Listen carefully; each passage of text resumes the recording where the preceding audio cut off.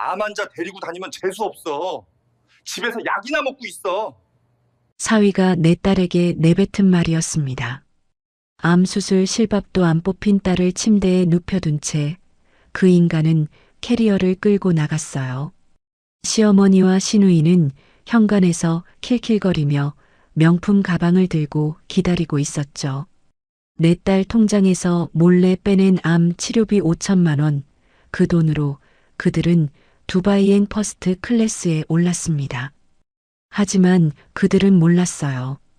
고물상에서 폐지나 줍는 줄 알았던 내가 어떤 사람인지, 그리고 그 선택이 자신들의 인생을 송두리째 뒤바꿀 거라는 사실을요.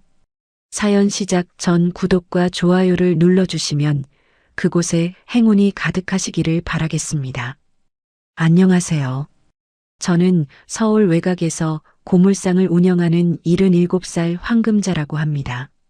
지금부터 제가 겪은 이야기를 들려드리겠습니다. 새벽 4시 낡은 자명종이 요란하게 울렸습니다. 30년 넘게 써온 그 시계는 태엽이 닳아서 5분씩 빨리 울리는데 그래도 버리지 못하겠더라고요. 사람이 나이가 들면 낡은 것들이 오히려 정이 가는 법이니까요. 저는 침대에서 몸을 일으켜 기지개를 켰습니다. 이 침대만큼은 제가 허락한 유일한 사치품이에요. 최고급 라텍스 매트리스인데 허리가 좋지 않은 저로서는 잠자리만큼은 포기할 수가 없었죠. 하지만 이 침대의 존재를 아는 사람은 저와 김비서 단 2사람뿐입니다. 장롱을 열고 늘 입던 옷을 꺼냈습니다. 무릎이 헐어 천이 얇아진 몸빼 바지, 기름때가 잔뜩 뺀 작업 조끼, 손가락 끝이 다른 목장갑까지요. 거울 앞에 서니 거기엔 70평생을 고물상에서 보낸 늙은 할머니가 있었습니다. 주름진 얼굴에 거친 손, 허리가 살짝 굽은 모습까지 제가 원하는 모습 그대로였어요. 옷을 갈아입고 안방 벽으로 다가갔습니다. 촌스럽기 짝이 없는 모란도 액자가 걸려 있었는데 금박으로 부귀영화라고 쓰인 그 그림을 동네 사람들은 다들 비웃었죠. 하지만 그 액자를 젖히면 다른 세계가 열립니다. 최첨단 생체 인식 금고가 벽 안쪽에 숨겨져 있거든요. 엄지손가락을 인식 장치에 대니 삐익 소리와 함께 묵직한 철문이 열렸습니다. 수십 장의 등기권리증이 가지런히 정리되어 있었고 맨 위에는 통장 한 권이 놓여 있었어요. 강남 땅, 판교 땅, 재개발 지역 땅. 40년 넘게 한 푼, 두 푼 모아서 사들인 것들이죠. 저는 그 통장을 꺼내 잔액을 확인했습니다. 1237억 원. 이것이 매일 아침 하루를 시작하는 제 의식입니다. 통장을 제자리에 넣고 금고 문을 닫으며 속으로 중얼거렸어요. 아직은 때가 아니야. 새벽 공기는 코끝이 시릴 정도로 차가웠습니다. 저는 마당에 녹슨 리어카를 끌고 골목으로 나섰어요.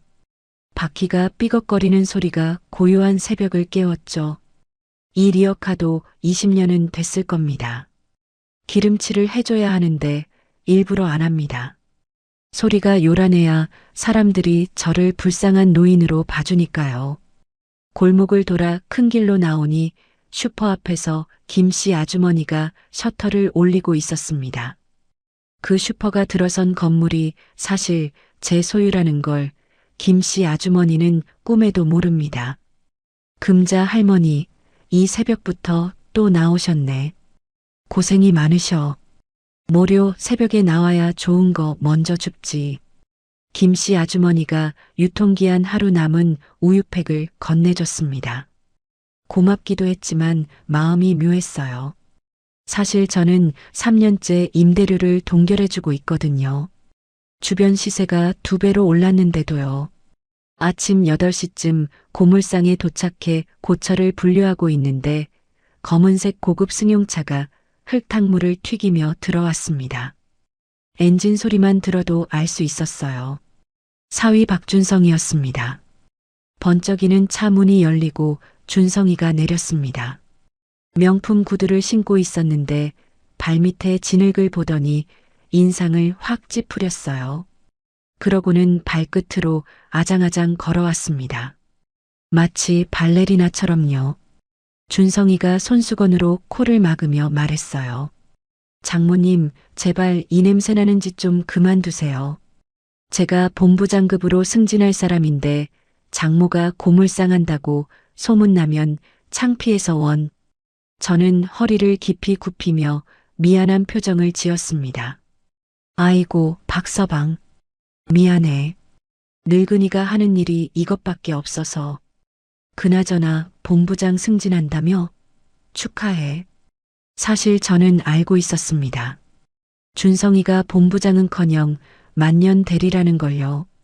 지난달에 김 비서가 조사해서 보고해줬거든요. 태산 건설 영업팀 대리, 입사 8년 차에 승진 한 번 못한 사람이 제 사위의 진짜 직급이었죠. 하지만 딸 지은이를 위해 철저히 모른 척했습니다. 준성이가 차 트렁크에서 박스를 꺼내 툭 던지듯 내려놓았어요. 이거 드세요.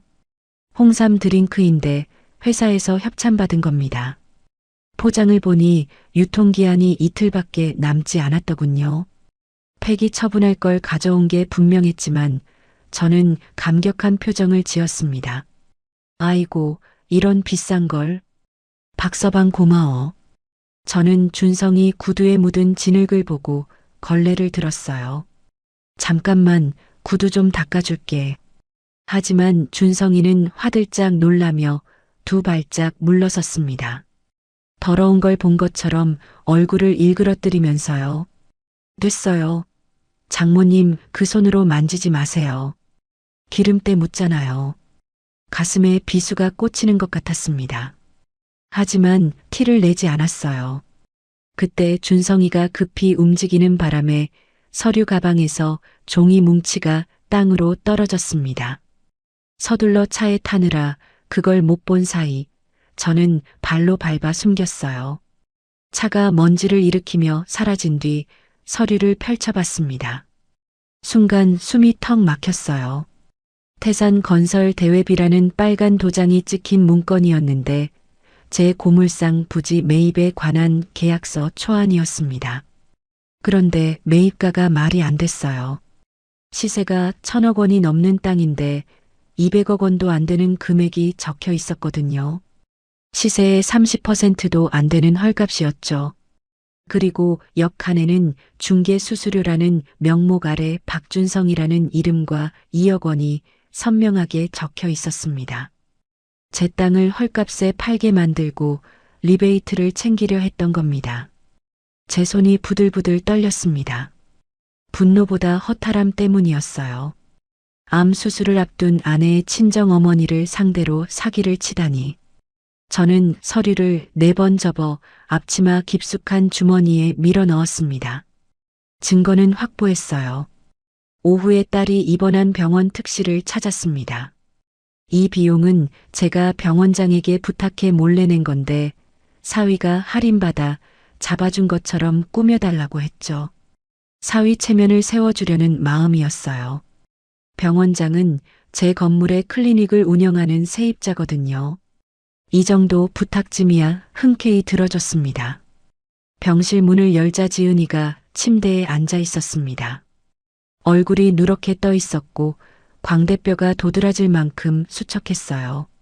목에는 수술 부위를 표시한 파란 선이 그어져 있었습니다. 엄마, 준성 씨가 특실 잡아줬어. 본부장이라 할인받았대. 쉰 목소리로 말하는 지은이를 보며 속이 뒤집혔습니다. 대리 주제에 무슨 할인이에요. 제가 낸 돈을 자기 공으로 돌리다니. 하지만 저는 웃으며 대답했어요. 그래, 박서방 참 알뜰하네. 지은이가 힘없이 미소를 지었습니다. 핏기 없는 입술이 파르르 떨리는 게 보였어요. 저는 딸의 손을 꼭 쥔 채 애써 눈물을 삼켰습니다. 복도로 나와 커피를 뽑으려는데 비상계단에서 준성이 목소리가 들렸습니다. 저는 발소리를 죽이고 벽에 몸을 숨겼어요. 부장님, 그 노인네 땅 제가 거의 다 작업했어요. 시세의 3분의 1도 안 되는 가격에 도장 찍게 만들 수 있습니다. 그 땅 넘기면 저 이번엔 진짜 승진시켜 주시는 거죠? 저는 벽에 등을 붙이고 눈을 감았습니다. 손톱이 손바닥을 파고들 정도로 주먹을 쥐었어요. 아픈 아내의 친정 어머니를 속여 땅을 빼돌리고 출세하려는 속셈이었습니다. 분노가 머리끝까지 치밀었지만 꾹 참았어요. 아직은 때가 아니었거든요.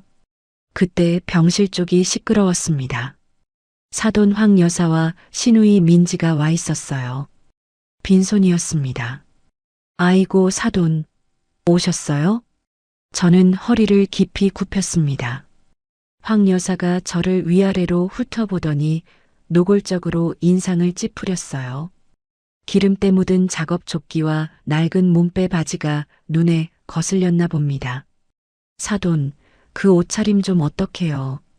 병원에 그 꼬락서니로 오면 우리까지 창피하잖아요. 죄송해요, 사돈. 일하다 급히 와서요.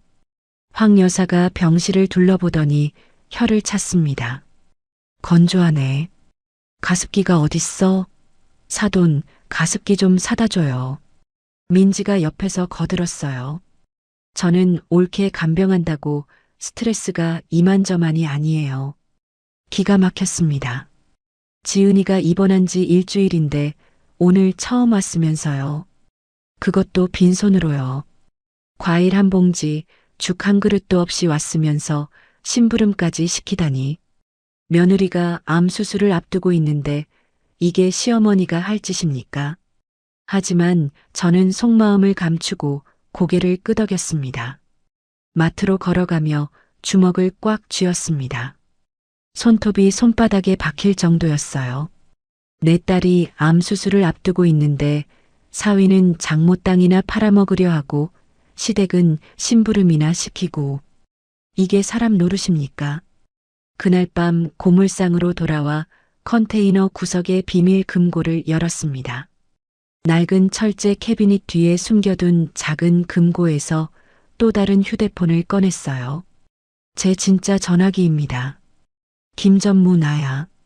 네, 회장님. 이 밤에 무슨 일이십니까? 김 비서의 목소리는 언제나처럼 차분했습니다. 태산건설 지분 구조 파악해. 대주주가 누군지, 의결권이 어떻게 나뉘어 있는지 전부. 그리고 내 사위 박준성, 회사 평판 샅샅이 조사해서 내일까지 보고해. 전화를 끊고 녹슨 천장을 올려다봤습니다. 희미한 달빛이 새어 들어오고 있었어요. 박준성, 내 놈이 밟고 있는 게 썩은 동아줄인 줄도 모르고 신났구나. 내일 지은이가 수술을 마치면 그 다음엔 천천히 갚아주마. 아주 천천히 뼈에 사무치도록. 저는 목장갑을 벗어 구석에 던지고 간이 침대에 누웠습니다. 눈을 감으니 오늘 하루가 주마등처럼 스쳐 지나갔어요. 사위의 비웃음, 시댁의 무례함, 비상계단에서 들은 추악한 통화까지 잠이 오지 않았습니다. 하지만 괜찮았어요. 이 분노가 저를 깨어있게 해줄 테니까요. 창문 틈으로 새어 들어오는 찬바람이 뺨을 스쳤지만 오히려 정신이 맑아졌습니다. 내일은 딸의 수술날이에요. 우선 그것부터 잘 끝내야 합니다. 그 후에 천천히 아주 꼼꼼하게 갚아주마. 수술 당일 아침 저는 새벽 5시부터 병원에 가 있었습니다. 지은이가 수술실에 들어가는 건 9시였지만 마음이 조급해서 가만히 집에 있을 수가 없었거든요. 병원 로비 의자에 앉아 창밖이 밝아오는 걸 바라보며 기도했습니다. 제발 우리 딸 무사히 수술 끝나게 해주세요. 8시가 넘어서야 준성이가 나타났습니다. 양복을 빳빳하게 차려입고 넥타이까지 메고 왔더군요. 아내가 수술받는 날인데 출근 복장이라니. 저는 속으로 혀를 찼지만 내색하지 않았습니다. 박서방 왔구나. 네, 장모님. 회사에 긴급 임원 회의가 잡혀서 좀 늦었어요. 본부장이 되려면 이런 자리 빠지면 안 되거든요. 또 본부장 타령이었습니다. 저는 고개만 끄덕였어요. 8시 반쯤 지은이를 수술 준비실로 데려갔습니다. 환자복을 입은 딸의 얼굴이 창백했어요. 저는 딸의 손을 꼭 잡았습니다. 차갑고 떨리는 손이었죠. 엄마, 나 무서워. 괜찮아. 금방 끝나. 눈 감았다 뜨면 다 끝나 있을 거야. 그때 준성이가 전화를 받더니 수술실 앞을 서성거렸습니다. 통화를 마치고 돌아온 그의 표정이 난처해 보였어요. 여보, 나 잠깐 회사 다녀올게. 급한 서류가 있대. 수술 끝나기 전에 올게. 지은이의 눈에 실망이 어렸습니다. 하지만 딸은 아무 말도 하지 못했어요. 준성이는 지은이의 손 한 번 잡아주지 않고 엘리베이터를 향해 걸어갔습니다. 저는 그 뒷모습을 보며 이를 악물었어요. 9시 정각 수술실 문이 열리고 지은이가 이동 침대에 실려 들어갔습니다. 하얀 천장 조명 아래로 딸이 사라지는 모습을 보며 저는 가슴이 찢어지는 것 같았어요. 저는 문이 닫힐 때까지 손을 흔들었습니다. 딸의 눈가에 눈물이 맺혀 있었어요. 수술 대기실에는 사돈 황 여사도 와 있었습니다. 하지만 그녀는 며느리 걱정이 아니라 다른 생각에 빠져 있었어요. 염주를 굴리며 중얼거리더군요. 아이고, 굿을 잘못했나? 애군이 꼈어. 무당이 돈만 받아먹고 제대로 안 했나 봐. 저는 그 소리를 듣고 가슴이 철렁했습니다.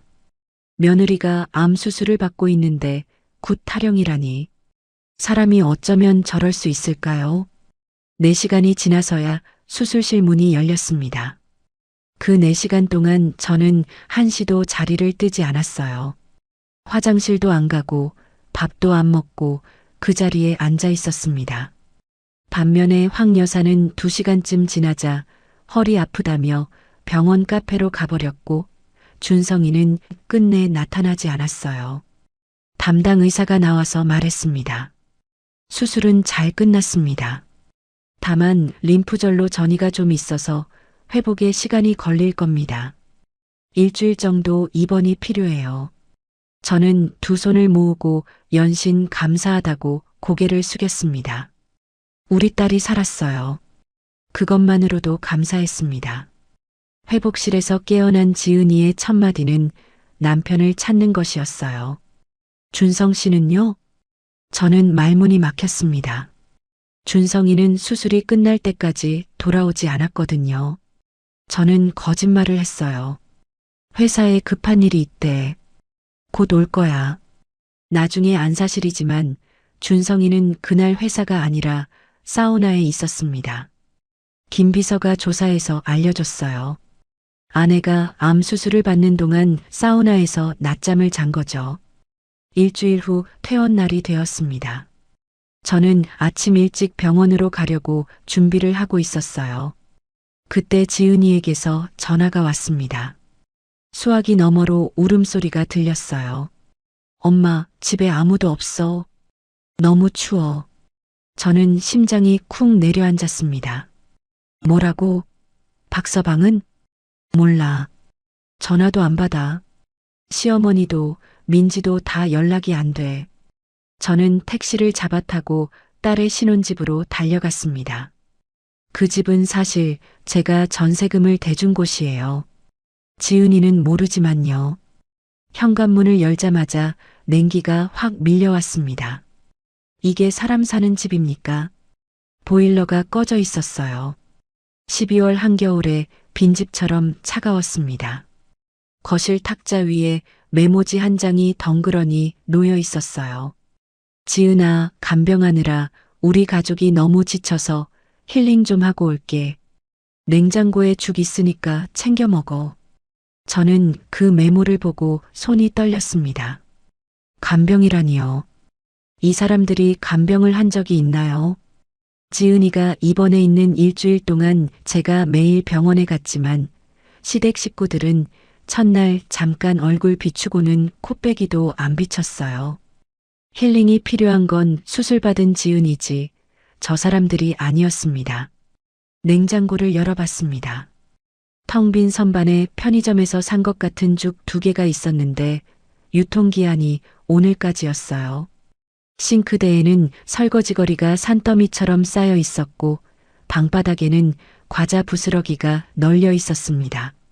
누가 봐도 환자를 돌본 흔적이 아니라 자기들끼리 먹고 논 흔적이었죠. 안방에서 흐느끼는 소리가 났습니다. 저는 문을 열고 들어갔어요. 지은이가 이불을 뒤집어 쓰고 어깨를 들썩이며 울고 있었습니다. 지은아, 왜 그래? 어디 아파? 지은이가 이불을 걷고 저를 올려다봤습니다. 눈이 퉁퉁 부어 있었어요. 엄마, 내 암 진단금 통장이 없어졌어. 5천만 원. 저는 귀를 의심했습니다. 뭐라고? 5천만 원이 어딨는데? 보험회사에서 암 진단금 나온 거. 수술비랑 요양비로 쓰려고 넣어뒀는데 통장이 없어. 찾아봤는데 아무 데도 없어. 저는 지은이의 서랍과 가방을 뒤졌습니다. 통장은 어디에도 없었어요. 대신 이상한 걸 발견했습니다. 지은이의 인감도장이 평소 두던 자리에 없었거든요. 저는 불길한 예감이 들어 지은이의 휴대폰으로 은행 앱에 들어가 봤습니다. 지문 인식으로 로그인이 됐어요. 잔액이 떴는데 숫자가 이상했습니다. 5천만 원이 있어야 할 통장에 3만 2천 원밖에 남아있지 않았어요. 저는 눈을 비비고 다시 봤습니다. 착각이 아니었습니다. 거래 내역을 확인해 보니 사흘 전에 전액 인출되어 있었어요. 인감으로 창구에서 직접 뺀 거였습니다. 저는 눈앞이 캄캄해졌습니다. 준성이가 지은이의 인감을 도용해서 돈을 빼간 거예요. 아내의 암 치료비를요. 지은이가 떨리는 손으로 준성이에게 전화를 걸었습니다. 신호음이 몇 번 가더니 끊겼어요. 하지만 돌아온 건 기계음뿐이었습니다. 고객님이 전화를 받지 않습니다. 몇 번을 걸어도 마찬가지였습니다. 그때 지은이의 휴대폰에 알림이 떴어요. 인스타그램 알림이었습니다. 신우이 민지의 게시물이었죠. 화면에는 인천공항 라운지 사진이 올라와 있었습니다. 면세점 쇼핑백을 들고 환하게 웃는 민지, 그 옆에 선글라스를 낀 황 여사, 그리고 맨 뒤에 준성이가 보였어요. 해시태그에는 이렇게 적혀 있었습니다. 드디어 두바이, 힐링, 가족여행, 오빠 찬스. 저는 휴대폰을 든 채 멍하니 서 있었습니다. 사진 속 그들은 행복해 보였어요. 아픈 아내와 며느리를 버려두고 떠나면서 저렇게 웃을 수 있다니. 사진을 자세히 보니 민지 손에 들린 쇼핑백이 명품 브랜드 로고가 선명했어요. 그 돈이 어디서 났겠습니까? 제 딸의 암 치료비였죠. 엄마, 저 사람들 두바이 갔어. 내 돈 가지고. 지은이의 목소리가 떨렸습니다. 그 순간 딸이 갑자기 얼굴을 찡그리며 가슴을 움켜쥐었어요. 아파. 엄마, 나 머리가 너무 아파. 지은이의 얼굴이 새하얗게 질렸습니다. 이마를 짚어보니 불덩이처럼 뜨거웠어요. 고열이 난 거였습니다. 수술 후 면역력이 떨어진 상태에서 스트레스까지 받으니 몸이 버티질 못한 거예요. 지은아, 정신 차려. 딸이 눈을 감더니 그대로 옆으로 쓰러졌습니다. 저는 비명을 지르며 119에 전화했어요. 여보세요. 사람이 쓰러졌어요. 암 수술 받은 환자인데 고열이 나고 의식이 없어요. 빨리 와주세요. 구급차가 올 때까지 15분이 1시간처럼 길었습니다. 저는 딸을 안고 계속 이름을 불렀어요. 지은아, 지은아, 제발 눈 떠봐. 엄마야. 응급실로 이송된 지은이는 폐혈증 초기 증상이라는 진단을 받았습니다. 수술 부위 감염과 극심한 스트레스가 겹쳐서 면역 체계가 무너진 거라고 했어요. 다행히 빨리 왔다고 조금만 늦었으면 위험했을 수도 있다고 했습니다. 의사의 말을 들으며 저는 다리에 힘이 풀려 주저앉았어요. 링거를 맞고 잠든 딸의 얼굴을 바라봤습니다. 수척하고 창백한 얼굴, 수술 자국이 남은 목, 열에 달아오른 볼. 이제 겨우 37인 내 딸이 이렇게 늙어버렸어요.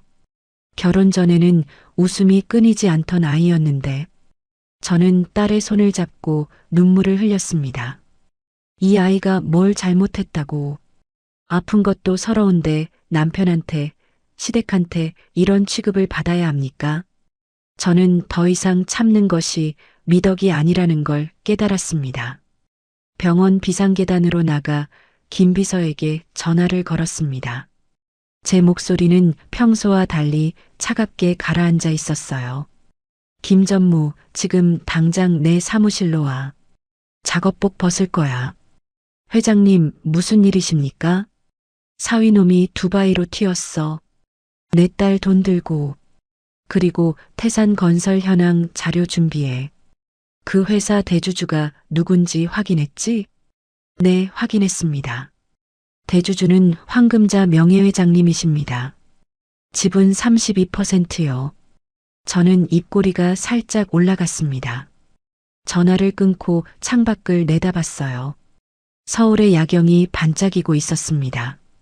박준성, 내 놈들이 탄 비행기가 지옥행인 줄도 모르고 신났구나. 그래, 가장 높은 곳까지 올라가거라. 떨어질 때 뼈도 못 추리게 해주마. 저는 주먹을 꽉 쥐었습니다. 70년 인생에서 이렇게 분노한 적이 없었어요. 하지만 이 분노는 슬픔이 아니었습니다. 결이었어요. 더 이상 당하고만 있지 않겠다는 결심이었습니다. 이제 진짜 시작입니다. 다음 날 새벽 저는 오랜만에 욕실 거울 앞에 섰습니다. 거울 속에는 주름진 얼굴의 늙은 여자가 있었어요. 하지만 눈빛만은 달랐습니다. 어젯밤까지의 서글픔은 온데간데였고 차갑게 가라앉은 결의가 서려 있었죠. 저는 목욕 재개하듯 정성껏 몸을 씻었습니다. 떼수건으로 박박 문질러 고물상에서 밴 기름때와 녹물 냄새를 지워냈어요. 그리고 장롱 깊숙한 곳, 이중 바닥 아래 숨겨둔 수납장을 열었습니다. 거기에는 제 또 다른 인생이 들어 있었어요. 최고급 맞춤 정장, 캐시미어 코트, 진주 브로치, 그리고 30년 전 남편이 사준 악어 가죽 핸드백까지 한 번도 꺼내 쓴 적 없는 것들이었죠. 저는 옷을 하나하나 꺼내 침대 위에 펼쳤습니다. 정장은 검은색 실크 소재로 재단이 몸에 딱 맞았어요. 30년 전에 맞춘 건데 아직도 맞다니. 그때나 지금이나 체형이 변하지 않은 거죠. 그리고 염색약을 꺼내 희끗희끗한 머리카락을 검게 물들였어요. 드라이어로 머리를 말리고 화장대 앞에 앉았습니다. 파운데이션, 아이라인, 립스틱. 20년 만에 하는 화장이었지만 손이 떨리지 않았어요. 오히려 손끝에 힘이 들어갔습니다. 거울 속 여자가 달라져 있었습니다. 더 이상 고물상 할머니가 아니었어요. 어깨를 펴고 턱을 든 모습은 수백억 자산가의 위엄이 서려 있었죠. 저는 평소에 끼던 낡은 목장갑을 들어 쓰레기통에 던졌습니다. 손가락 끝이 닳아 구멍난 그 장갑. 40년 넘게 고무를 만지며 낀 장갑이었죠. 그 장갑과 함께 참고 숨기던 지난 세월도 버리는 기분이었어요. 아침 9시 김 비서가 보낸 검은색 고급 승용차가 골목에 도착했습니다. 동네 슈퍼 앞을 지나는데 김씨 아주머니가 저를 빤히 쳐다봤어요. 하지만 알아보지 못했습니다. 어휴, 웬 사모님이 이 동네를 다 오셨어. 혹시 재개발되나? 저는 창문 너머로 살짝 미소만 지었습니다. 차 안에서 김 비서가 태블릿을 건넸어요. 화면에는 사위 박준성의 상세한 신상 정보가 떠 있었습니다. 회장님, 요청하신 자료입니다.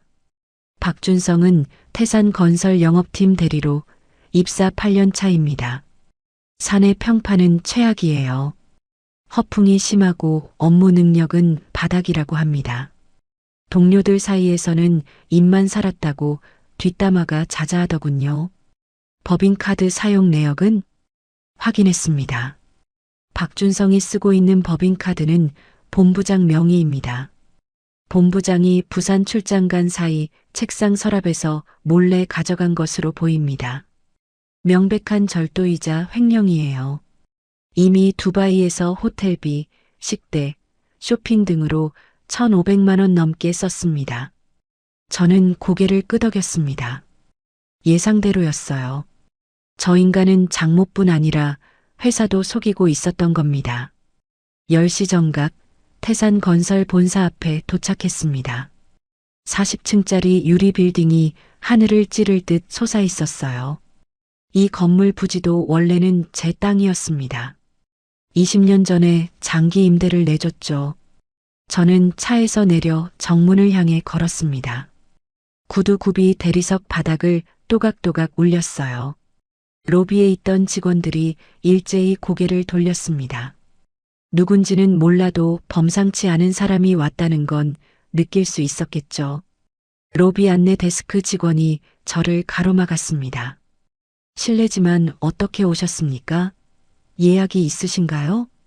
김 비서가 앞으로 나서며 명함을 내밀었어요. 대주주 황금자 명예회장님이시다. 길을 비켜라. 직원의 얼굴이 새하얗게 질렸습니다. 대주주라는 말에 화들짝 놀란 거죠. 그는 허둥지둥 전화기를 들더니 어디론가 연락을 했어요. 30초도 안 되어 엘리베이터 문이 열리고 양복 입은 사람들이 우르르 쏟아져 나왔습니다. 맨 앞에 선 사람이 허리를 90도로 꺾으며 인사했어요. 회장님, 어인일로 왕림하셨습니까? 미리 연락을 주셨으면 마중을 나갔을 텐데. 태산건설 대표이사 최영수였습니다. 이마에 송골송골 땀이 맺혀 있었어요. 최 사장, 오랜만이네. 내가 갑자기 와서 미안하군. 잠깐 이야기 좀 하세. 저는 대표이사를 앞세우고 전용 엘리베이터에 올랐습니다. 대표이사만 탈 수 있는 특별 엘리베이터였어요. 40층 회장실로 향하는 동안 아무도 말이 없었습니다. 대표이사는 연신 손수건으로 이마에 땀을 닦았고 옆에 선 임원들은 숨소리조차 죽이고 있었죠. 긴장감이 엘리베이터 안을 가득 채웠습니다. 회장실 문이 열렸습니다. 통유리창 너머로 서울 전경이 한눈에 내려다 보였어요. 남산타워부터 한강까지 이 도시의 절반이 제 발 아래 있는 것 같았습니다. 저는 상석에 앉았고 대표이사는 맞은편에 조심스럽게 앉았어요. 비서가 커피를 가져왔지만 저는 손도 대지 않았습니다. 할 이야기가 많았거든요. 저는 가방에서 서류 뭉치를 꺼내 테이블 위에 탁 내려놓았어요. 이게 뭔지 아나? 대표이사가 서류를 집어들었습니다. 읽어 내려가던 그의 얼굴이 점점 굳어졌어요. 이건 박준성 대리가 작성한 부동산 매입 계약서 초안인데요. 그래. 내 땅을 시세의 3분의 1도 안 되는 가격에 사려고 했더군. 내 고물상 부지가 얼마짜리인지 아나? 1,000억이 넘어. 그걸 200억에 사겠다고? 그리고 저기 옆에 적힌 거 보이나? 중개 수수료 명목으로 2억 원. 자네 회사 직원이 리베이트 챙기려고 했어. 대표이사의 얼굴이 사색이 되었습니다. 회장님, 저는 정말 이 사실을 몰랐습니다. 박준성이 그런 짓을 하고 있었다니. 저는 또 다른 서류를 꺼냈어요. 법인카드 사용 내역서였습니다. 이것도 봐. 자네 회사 본부장 명의 법인카드인데 지금 두바이에서 펑펑 쓰이고 있더군. 그런데 그 본부장은 지금 부산 출장 중이야. 누가 쓰고 있는 건지 알겠나? 대표이사가 내역서를 보더니 입을 떡 벌렸습니다. 박준성이 본부장님 카드를 훔쳐간 겁니까? 그래. 절도의 횡령이야. 자네 회사 관리가 이 모양인가? 대표이사가 자리에서 벌떡 일어나 무릎을 꿇었습니다. 40층 회장실 바닥에 양복 무릎이 닿았어요. 회장님, 죄송합니다. 제가 감독을 소홀히 했습니다. 당장 박준성을 해고하고 고소하겠습니다. 저는 손을 저었어요. 해고는 나중 일이고 지금 당장 더 급한 게 있어. 저는 자리에서 일어나 창가로 걸어갔습니다. 서울 시내가 발 아래 펼쳐져 있었어요. 작전 첫 번째. 박준성이 들고 간 법인카드, 도난 및 횡령 코드로 카드사에 긴급 정지 신청해. 전 세계 어디서든 그 카드 긁는 순간 경찰 신고가 들어가게. 두바이든 어디든 결제 시도하면 바로 빨간불이 켜지도록. 알겠습니다. 작전 두 번째. 박준성이 쓰는 휴대폰. 그거 회사명의 법인폰이지? 네, 맞습니다. 영업팀 전원에게 지급된 법인폰입니다. 횡령 직원의 회사 자산 무단 반출을 사유로 통신사에 즉시 이용 정지 신청해. 전화도 못하고 데이터도 못 쓰게. 사막 한복판에서 먹통이 되면 얼마나 당황하겠어. 대표이사가 연신 고개를 끄덕이며 받아 적었습니다. 작전 세 번째. 내 딸 지갑에서 훔쳐간 신용카드가 있어. 이건 내가 딸한테 동의받아서 도난 분실 신고 넣을 거야. 신우이가 그 카드 들고 갔거든. 저는 돌아서서 대표이사를 똑바로 바라봤습니다.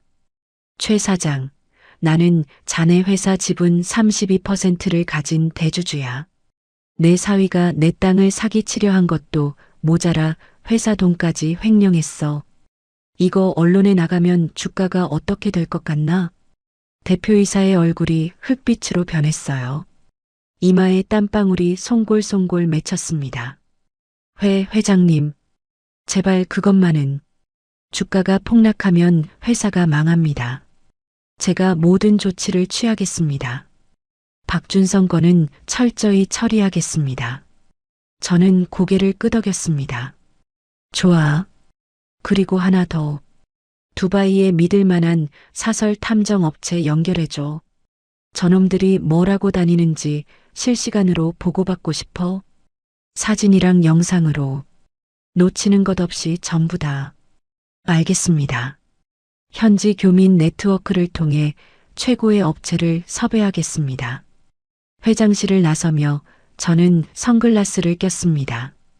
엘리베이터 문에 비친 제 모습이 낯설었어요. 기름때 묻은 작업 조끼 대신 실크 정장, 목장갑 대신 진주 반지. 완전히 다른 사람이었습니다. 하지만 불쾌하지 않았어요. 오히려 통쾌했죠. 이게 진짜 나였으니까요. 김 비서가 옆에서 조심스럽게 물었어요. 회장님, 이제 어디로 가시겠습니까? 병원으로 가자. 딸한테 좋은 소식 전해줘야지.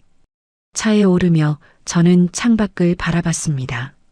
아침 햇살이 빌딩 유리창에 반사되어 눈이 부셨어요.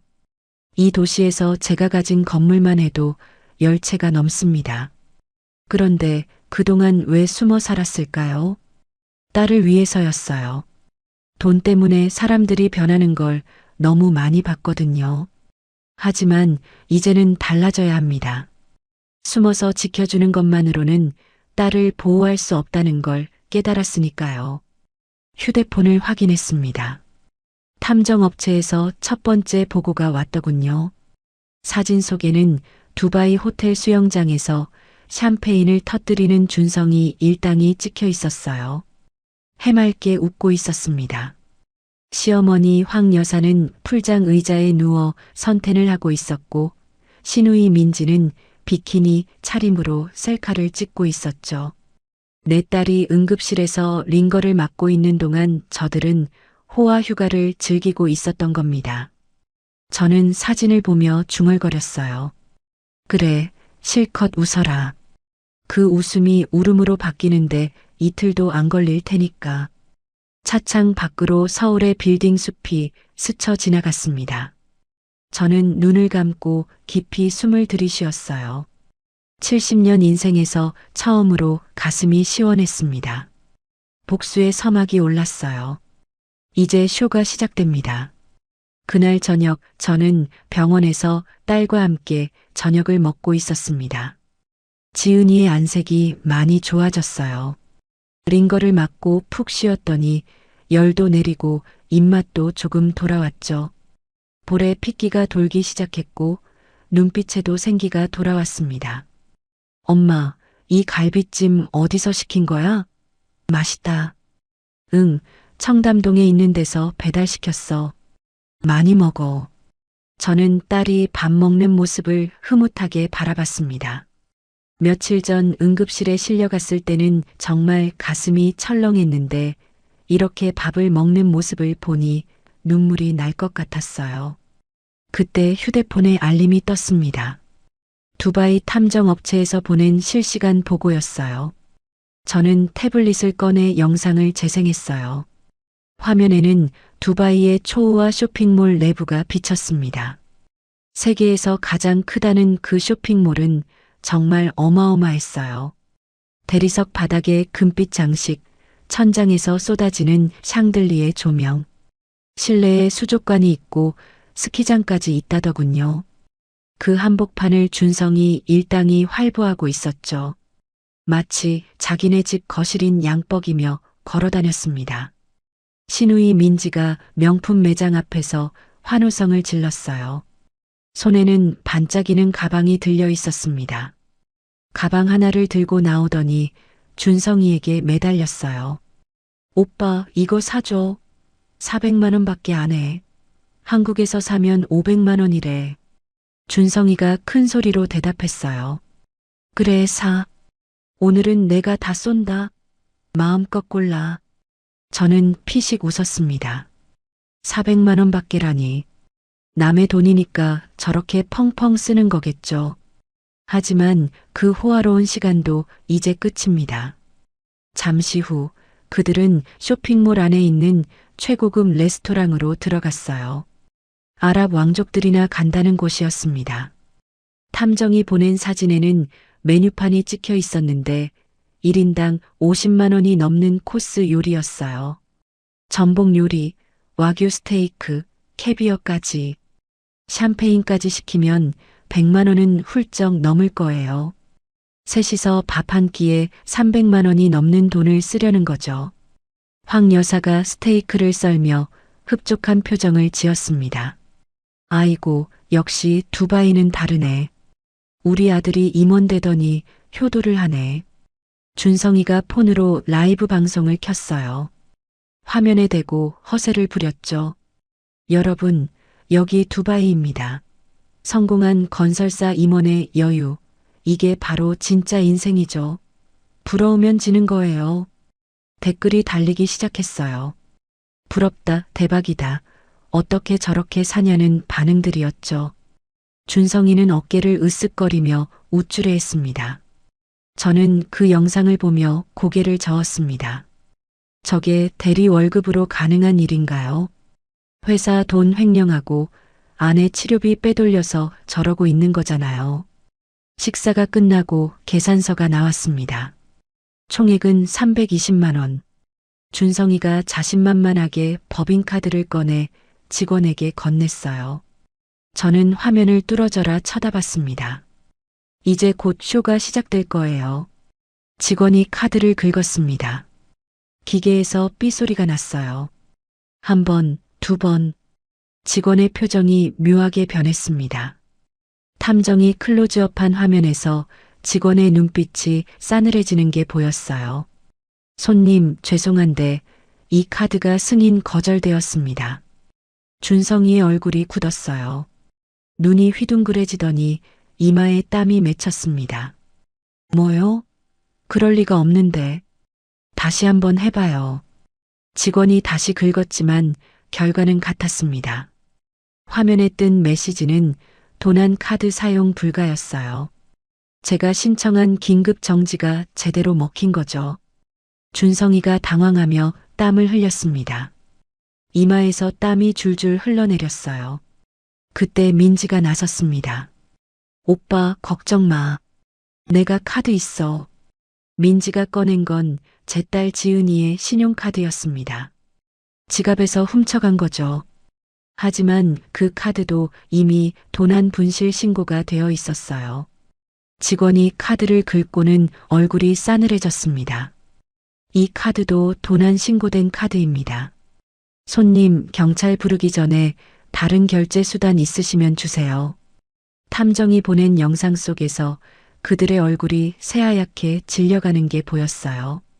레스토랑 안에 다른 손님들이 쳐다보기 시작했습니다. 준성이가 급하게 지갑을 뒤졌어요. 현금 있잖아. 민지야, 너 현금 얼마 있어? 나 면세점에서 화장품 사느라 다 썼는데? 뭐, 그걸 왜 다 써? 내가 얼마나 썼길래? 오빠가 다 사준다며. 카드 된다며. 황 여사가 끼어들었어요. 목소리가 날카롭게 올라갔습니다.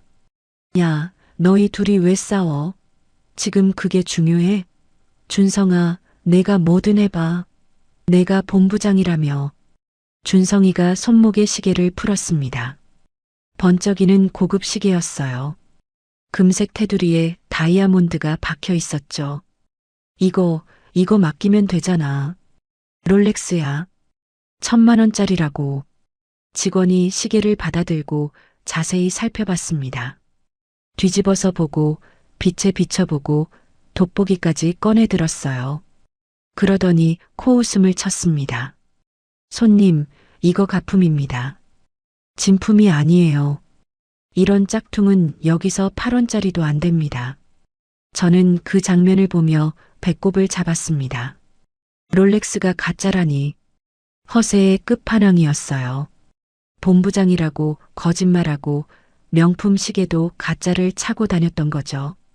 그 인간의 인생 자체가 가품이었습니다. 결국 레스토랑에서 경찰이 출동했고 그들은 20분 넘게 사정사정해서 겨우 풀려났습니다. 두바이 경찰 앞에서 황 여사가 무릎까지 꿇었다더군요.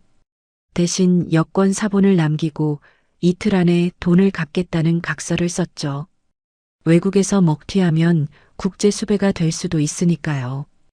호텔로 돌아간 그들에게 더 큰 충격이 기다리고 있었어요. 로비에 들어서자마자 그들의 짐 가방들이 바닥에 내동댕이 쳐져 있었습니다. 캐리어가 열려서 옷가지들이 쏟아져 있었죠. 프런트 직원이 다가와 냉정하게 말했어요. 박준성 고객님, 신용카드 결제가 취소되어 숙박 예약이 강제 해지되었습니다. 밀린 숙박비가 500만 원입니다. 지금 즉시 체크아웃 해주셔야 합니다. 준성이가 말을 더듬었어요. 잠깐만요. 돈은 내일 구해서 낼게요. 하룻밤만 더 있게 해주세요. 하지만 직원은 고개를 저었습니다. 불가능합니다. 호텔 규정입니다. 황 여사가 버럭 소리를 질렀습니다. 뭐, 내가 누군 줄 알고. 지배인 당장 불러. 너네 다 자르게 할 거야. 하지만 두바이는 한국이 아니었어요. 돈 없으면 손님이 아닌 곳이죠. 덩치 큰 보안 요원 2명이 다가오더니 황 여사의 양팔을 잡아들어 올렸습니다. 마치 짐짝처럼요. 발버둥을 쳐도 소용없었어요. 황 여사가 발을 휘저으며 소리를 질렀지만 보안 요원들은 표정 하나 안 바꾸고 그녀를 로비 밖으로 끌어냈습니다. 민지가 울면서 따라갔고 준성이는 짐 가방을 끌고 고개를 푹 숙인 채 걸어 나왔어요. 그렇게 그들은 한밤중에 호텔 밖으로 쫓겨났습니다. 두바이의 밤 기온은 35도가 넘었어요. 한국의 한여름보다 더 찌는 듯한 열기였죠. 습하고 뜨거운 바람이 불었습니다. 에어컨 빵빵한 호텔에서 나오니 숨이 막혔을 거예요. 민지가 울먹이며 말했습니다. 오빠 어떡해? 우리 어디가?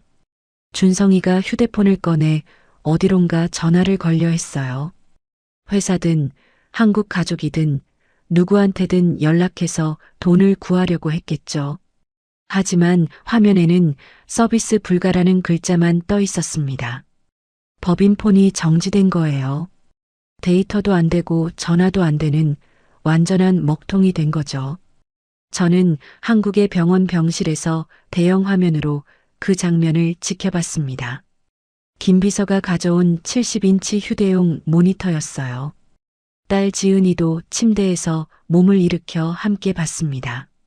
화면 속 준성이는 커피숍 유리창에 매달려 와이파이를 잡으려고 안간힘을 쓰고 있었어요. 마치 굶주린 사람이 음식을 찾는 것처럼 필사적이었죠.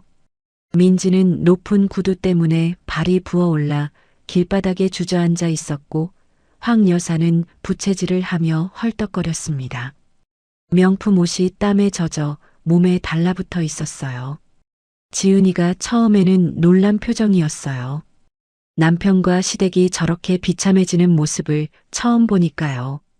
하지만 준성이가 시어머니 뒤에 숨어서 벌벌 떠는 모습을 보더니 피식 웃었습니다. 위기 상황에서 아내가 아니라 엄마 뒤에 숨는 남자. 그게 자기 남편의 진짜 모습이었던 거죠. 엄마, 저 사람들 진짜 대책이 없네. 나 저런 남자 믿고 5년을 살았던 거야? 지은이의 목소리에는 자조가 섞여 있었어요. 하지만 슬픔은 없었습니다. 저는 딸의 눈을 바라봤습니다. 거기서 미련이 사라지는 게 보였어요. 그동안 남편에 대한 환상, 시댁에 대한 기대, 결혼 생활에 대한 희망. 그런 것들이 눈 녹듯 사라지고 있었죠. 5년 동안 참고 견뎠던 세월이 헛되었다는 걸 깨달은 거예요. 저는 딸의 손을 꼭 잡았습니다. 지은아, 이제 시작이야. 저 사막이 얼마나 뜨거운지 뼛속까지 알게 해줄 거야. 딸이 천천히 고개를 끄덕였어요. 그 눈빛에는 더 이상 슬픔이 없었습니다. 대신 단단한 결의가 서려 있었죠. 내 딸이 드디어 정신을 차린 거예요. 저는 와인 잔을 들어 화면을 향해 건배했습니다. 김 비서도 옆에서 잔을 들었어요. 박준성, 내 인생 최악의 밤은 이제 시작이란다. 화면 속에서 그들은 길거리를 헤매고 있었어요. 갈 곳도 돈도 연락할 방법도 없이 화려했던 두바이의 불빛이 그들에게는 지옥의 불꽃처럼 보였을 겁니다. 세계에서 가장 높은 빌딩, 가장 화려한 분수, 가장 비싼 호텔. 그 모든 것이 이제는 그들을 조롱하는 것처럼 느껴졌겠죠. 저는 와인을 한 모금 마시며 미소 지었습니다. 복수는 이렇게 천천히 뜨겁게 익어가는 거예요. 내일은 더 재미있을 겁니다. 기대되네요. 다음 날 아침 저는 인천공항에 있었습니다. 김 비서가 예약해둔 퍼스트 클래스 좌석이었어요. 제 옆에는 딸 지은이가 앉아 있었습니다. 의사가 장거리 비행은 무리라고 했지만 지은이가 고집을 부렸어요. 엄마, 나도 가야 해. 내 눈으로 직접 봐야겠어. 저는 딸의 얼굴을 바라봤습니다. 수술 자국이 아직 선명했지만 눈빛은 단단했어요. 더 이상 나약한 며느리가 아니었습니다. 비행기가 이륙하고 10시간이 지나 두바이 국제공항에 도착했습니다. 비행 내내 지은이는 창밖만 바라봤어요. 무슨 생각을 하는지 물어보지 않았습니다. 딸이 스스로 정리할 시간이 필요했으니까요. 공항 밖으로 나서자 뜨거운 바람이 확 밀려왔어요. 12월인데도 기온이 30도에 가까웠습니다. 한국은 영하로 떨어졌을 텐데 이곳은 한여름 같았죠.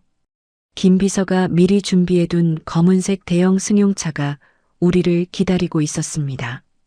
차에 오르자 탐정이 보낸 최신 보고서가 태블릿에 떠 있었습니다.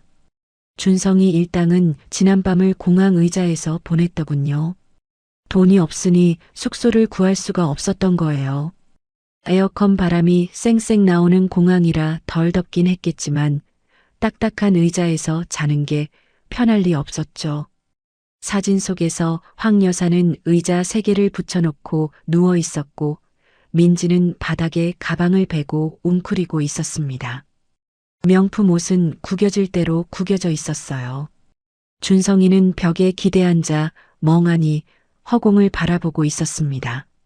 눈 밑에 다크서클이 시커멓게 내려앉아 있었죠. 저는 그 사진을 보며 피식 웃었습니다. 어젯밤 호텔 스위트룸에서 샴페인을 터뜨리던 사람들이 이제 공항 바닥 신세가 됐군요. 하지만 그들에겐 아직 한 가지 희망이 남아 있었어요.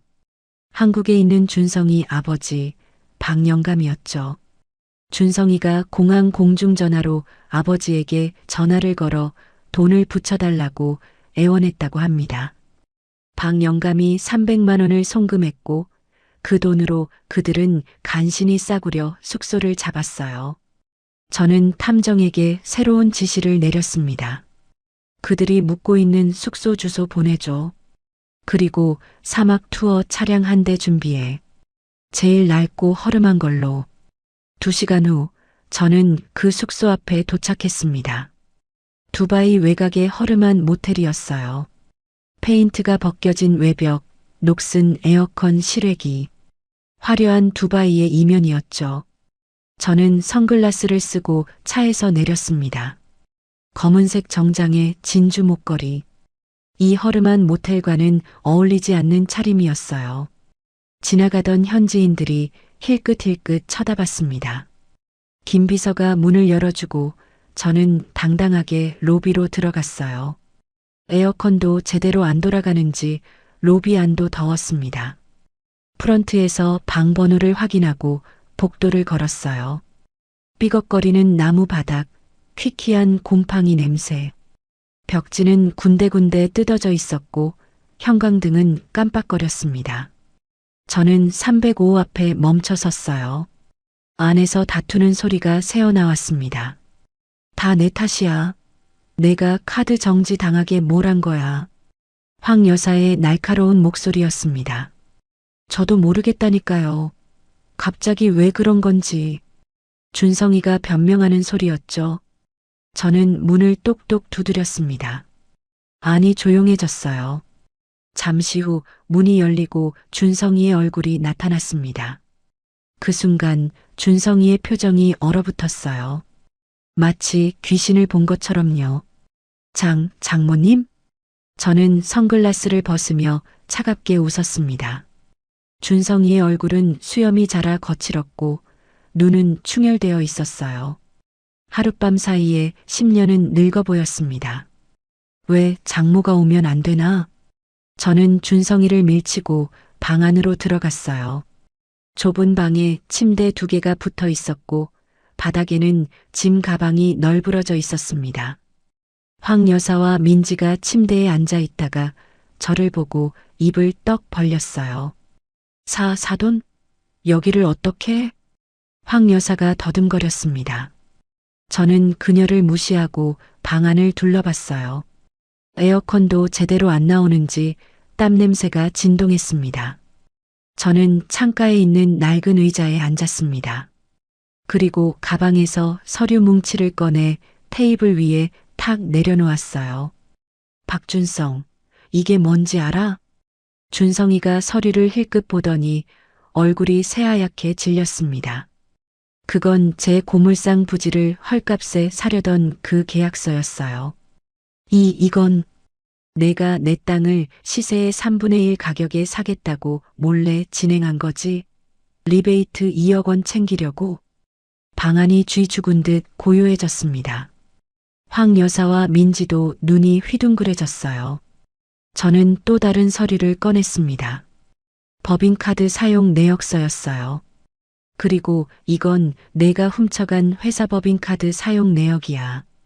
본부장 출장 간 사이에 책상 서랍에서 몰래 빼돌렸지? 여기 와서 호텔비, 밥값, 쇼핑까지 1,500만 원 넘게 썼더구나. 이거 횡령이야. 감옥 갈 수 있어. 준성이의 다리가 후들후들 떨렸습니다. 바닥에 풀썩 주저앉았어요. 장모님, 저는 마지막 서류를 꺼냈습니다. 은행 거래 내역이었죠. 그리고 이건 내가 내 딸 통장에서 빼간 5천만 원 내역이야. 암 치료비로 쓰라고 나온 진단금을 내가 인감 도용해서 빼갔지. 이건 절도의 사기야. 저는 자리에서 일어나 준성이 앞으로 다가갔습니다. 그리고 그의 턱을 잡아 올려 눈을 마주쳤어요. 떨리는 그의 눈동자가 보였습니다. 내가 나를 뭘로 봤어? 늙고 멍청한 고물상 할머니? 쉽게 속일 수 있는 호구? 내 눈에는 그렇게 보였니? 준성이가 울먹이며 말했어요. 죄송합니다. 제가 잘못했습니다. 황 여사가 끼어들었습니다. 사돈, 잠깐만요. 이게 무슨 오해가 있는 것 같은데 우리 아들이 그런 애가 아니에요. 다 오해예요. 저는 황 여사를 돌아봤습니다. 눈빛이 차갑게 가라앉았어요. 오해? 증거가 다 있는데 오해라고? 그리고 황 여사, 당신도 공범이야. 내 딸 암 수술 받는 동안 빈손으로 병문안 와서 심부름이나 시키고 내 딸 돈으로 여기 와서 호화 여행 즐기고 이게 시어머니가 할 짓이에요? 황 여사의 얼굴이 벌겋게 달아올랐습니다. 하지만 저는 거기서 멈추지 않았어요. 아, 그리고 민지 씨? 민지가 움찔했습니다. 내 가방에 있는 명품들 다 내 딸 카드로 산 거지? 도난 카드 사용은 범죄야.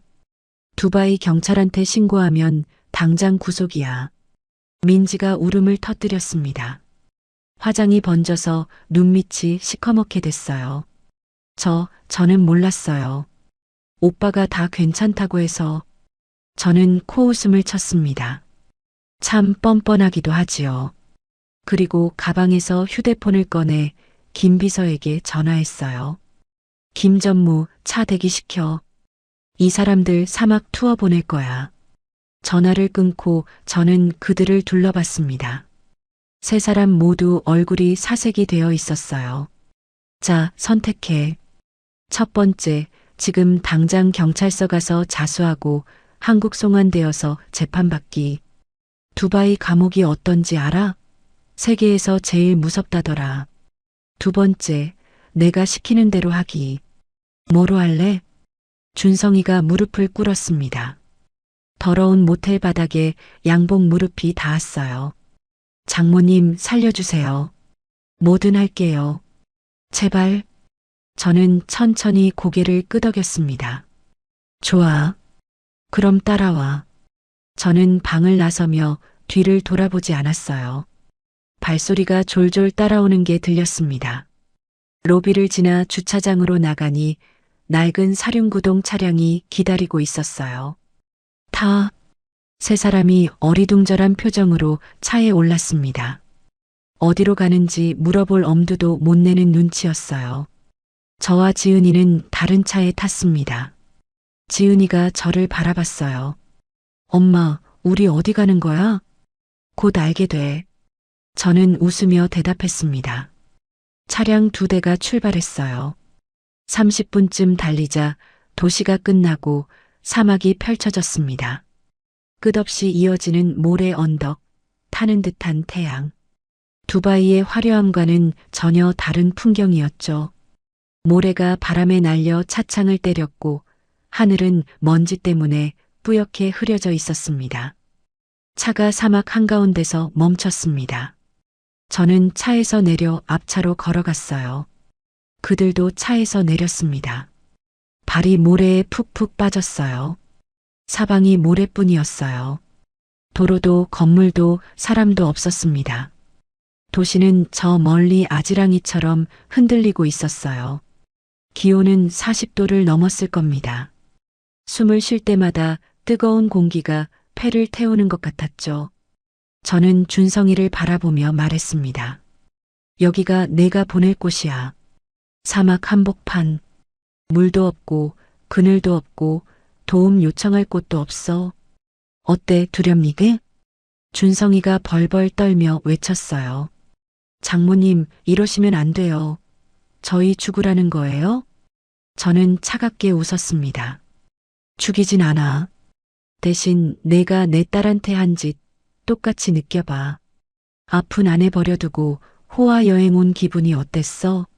이제 내가 버림받는 기분을 느껴봐.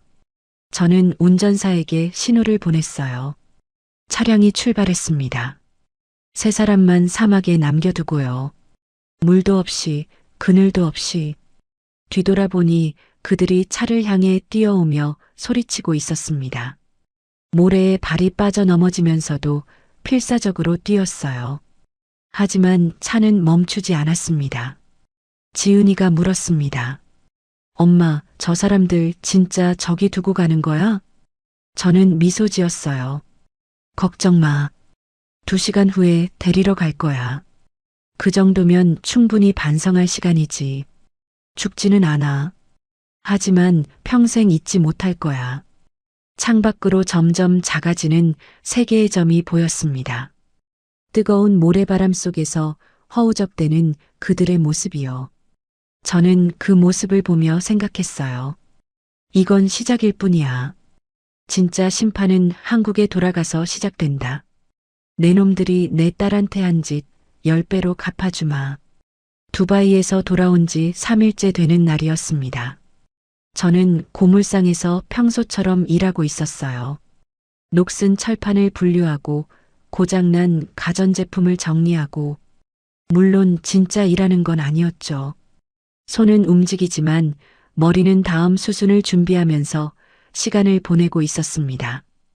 준성이 일당을 두바이 사막에 남겨두고 온 뒤로 저는 그들이 어떤 반응을 보일지 기다리고 있었어요. 그때 골목 입구에 검은색 승용차 3대가 줄지어 들어왔어요. 문이 열리고 양복 입은 사람들이 우르르 쏟아져 나왔습니다. 맨 앞에 선 사람은 준성이 아버지 박영감이었어요. 박영감은 70줄에 접어든 노인이었지만 눈빛만큼은 독사처럼 날카로웠습니다. 시골에서 정미소를 운영하다가 재개발 바람을 타고 땅값이 올라 몇십억을 번 사람이었죠. 그 돈으로 아들 준성이를 서울로 보내 대학까지 시켰어요. 아들이 잘 되길 바라는 마음은 이해하지만 그 아들이 사기꾼이 된 건 이 아버지 탓도 있을 겁니다. 어릴 때부터 뭐든 다 해주고 감싸기만 했으니까요. 박영감이 고물상 마당으로 성큼성큼 걸어 들어왔습니다. 구두가 먼지를 일으켰어요. 그 뒤로 양복 입은 남자 둘이 따라왔습니다. 한 명은 서류 가방을 들고 있었는데 아마 변호사인 것 같았어요. 다른 한 명은 체격이 좋은 걸 보니 경호원인 모양이었습니다. 사돈, 박영감이 저를 향해 소리쳤어요. 목소리가 골목 전체에 울렸습니다. 동네 사람들이 창문을 열고 내다봤어요. 저는 일손을 멈추고 천천히 일어났습니다. 장갑을 벗으며 담담하게 물었어요. 떨리지 않게 목소리를 가다듬었습니다. 아이고, 박서방 아버님이시네요. 여긴 웬일이세요? 박영감의 얼굴이 벌겋게 달아올랐습니다. 웬일이냐고? 내 아들을 사막에 버려놓고 웬일이냐고 물어? 저는 눈 하나 깜짝 안 하고 대답했어요. 사막에 버리다니요. 사막 투어 갔다가 길을 잃은 거죠. 제가 다시 데리러 갔잖아요. 뻔뻔하기는. 박영감이 발을 굴렀습니다. 그의 옆에 서 있던 양복 입은 남자가 앞으로 나섰어요. 저는 박준성 씨의 법률 대리인 최 변호사입니다. 황금자 씨, 당신은 지금 심각한 법적 문제에 직면해 있습니다. 저는 팔짱을 끼고 그를 바라봤어요. 법정에서 잔뼈가 굵어 보이는 얼굴이었습니다. 무슨 문제요? 변호사가 서류 가방에서 종이 뭉치를 꺼냈습니다. 첫째, 외국에서 사람을 유기한 건 살인미수에 해당할 수 있습니다. 두바이 사막에 3사람을 버려두고 떠난 건 명백한 범죄예요. 두바이 현지 경찰에도 피해 신고가 접수되어 있습니다. 저는 피식 웃었습니다. 살인미수요? 2시간 후에 데리러 갔는데 물이랑 음료수도 충분히 줬고요. 그리고 피해 신고라면 제가 먼저 했어요. 법인카드 횡령, 암 치료비 절도. 그분들이 왜 두바이에 갔는지 아세요? 내 딸 암 치료비 5천만 원 들고 도망간 거예요. 그건 절도 아닌가요? 변호사의 표정이 살짝 굳었습니다. 제가 반박할 줄은 예상 못한 모양이에요. 하지만 곧 다시 표정을 가다듬고 말을 이었습니다. 둘째, 박준성 씨가 오늘 법원에 이혼 소송을 제기했습니다. 위자료와 재산 분할을 청구합니다. 저는 귀를 의심했습니다. 뭐라고요? 이혼 소송을? 내 딸이 아니라 그쪽에서? 아내 암 수술비를 훔쳐간 남편이? 박 영감이 끼어들었어요. 뻔뻔하게 웃으면서요. 그래, 우리가 먼저 이혼 소송 넣었어. 어차피 이렇게 된 거 깔끔하게 정리하자고. 대신 재산 분할은 제대로 받아야지. 5년 동안 같이 산 세월이 있잖아. 저는 어이가 없어서 웃음이 나왔습니다. 아내 암 치료비를 훔쳐간 남편이 이혼 소송을 먼저 내다니요. 도둑이 매를 드는 격이었습니다. 변호사가 또 다른 서류를 꺼냈습니다. 셋째, 박준성 씨가 태산건설에서 부당해고를 당했습니다. 이건 황금자 씨가 대주주 지위를 남용해서 압력을 넣은 결과예요. 해고, 무효 소송과 함께 손해배상 5억 원을 청구할 예정입니다. 경영권 남용으로 공정거래위원회에도 제소할 겁니다. 저는 잠시 말이 없었습니다. 준성이가 해고당한 건 예상했지만 이렇게 법적으로 대응할 줄은 몰랐어요. 박 영감이 시골 노인네처럼 보여도 은근히 머리가 돌아가는 사람이었습니다. 변호사 비용이 만만치 않을 텐데 그만큼 돈을 들여서라도 저를 흔들어 보겠다는 거죠. 박 영감이 한 발짝 다가오며 낮은 목소리로 말했어요. 고물상 먼지 냄새와 그의 담배 냄새가 섞였습니다. 사돈, 솔직히 말할게. 내 아들이 잘못한 거 나도 알아. 하지만 내 딸도 문제가 많아. 아픈 것만 빼면 살림도 못하고 아이도 없고 결혼 5년 동안 애 하나 못 낳았잖아. 우리 아들이 바람 피울 만도 하지. 남자가 그럴 수도 있는 거야. 저는 그 말을 듣고 피가 거꾸로 솟는 것 같았습니다. 주먹이 떨렸어요. 내 딸이 암에 걸린 것도 아이를 못 낳은 것도 딸 탓이라는 건가요? 하지만 겉으로는 아무렇지 않은 척했습니다. 지금 화를 내면 지는 거예요. 다 하셨어요? 박 영감이 코웃음을 쳤어요. 합의할 생각 있으면 연락해. 2억이면 이혼 소송 취하하고 조용히 헤어질게. 소송 가면 서로 피곤해지니까. 현명하게 생각해봐. 그들은 돌아서서 차를 타고 떠났습니다.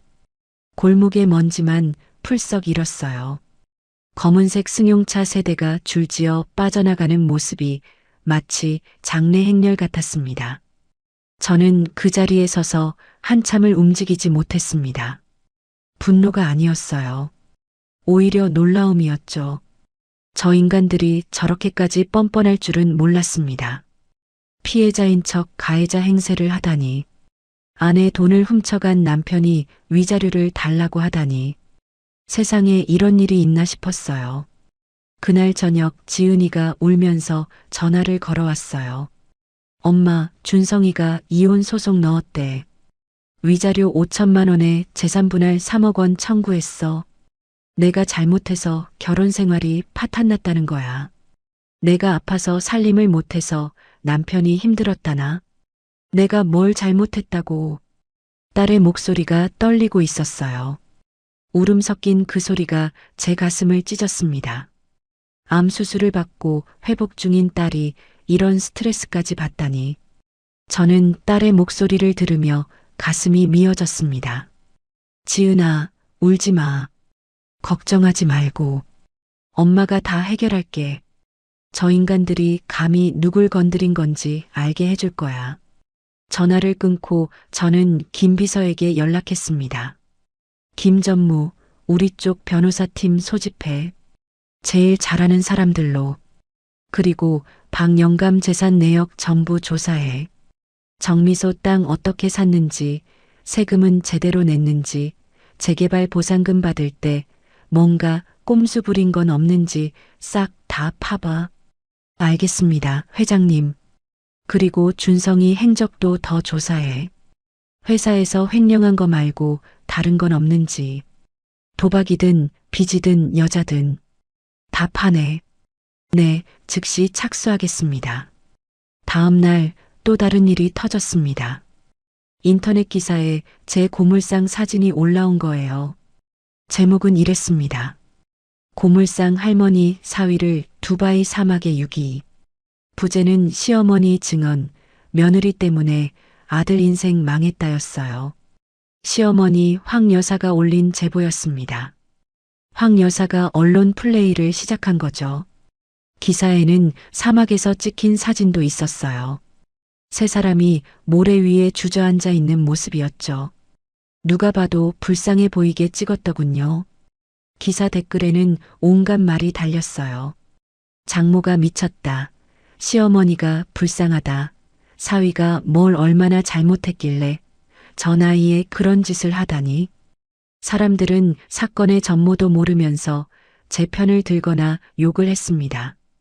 한쪽 말만 듣고 판단하는 세상이 무섭더군요. 저는 기사를 보며 이를 악물었어요. 하지만 화가 난 건 아니었습니다. 오히려 기회라고 생각했죠. 저쪽에서 먼저 언론전을 시작했으니 이제 저도 카드를 꺼낼 명분이 생긴 거예요. 지금까지 저는 조용히 처리하려고 했습니다. 딸 체면도 있고 굳이 남들한테 가정사를 알리고 싶지 않았거든요. 하지만 저쪽에서 먼저 언론에 터뜨렸으니 이제 저도 입을 열 차례입니다. 저는 김 비서에게 전화했습니다. 김전무 기자 한 명 섭외해. 경제부 쪽으로. 대기업 취재 많이 한 베테랑으로. 내가 인터뷰할 거야. 인터뷰요? 무슨 내용으로 하실 겁니까?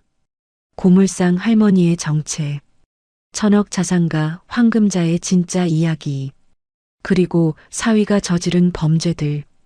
법인카드 횡령, 암 치료비 절도, 부동산 사기 시도까지 다 까발릴 거야. 누가 피해자이고 누가 가해자인지 세상이 알게 해줘야지. 전화 너머로 김 비서의 낮은 웃음소리가 들렸어요.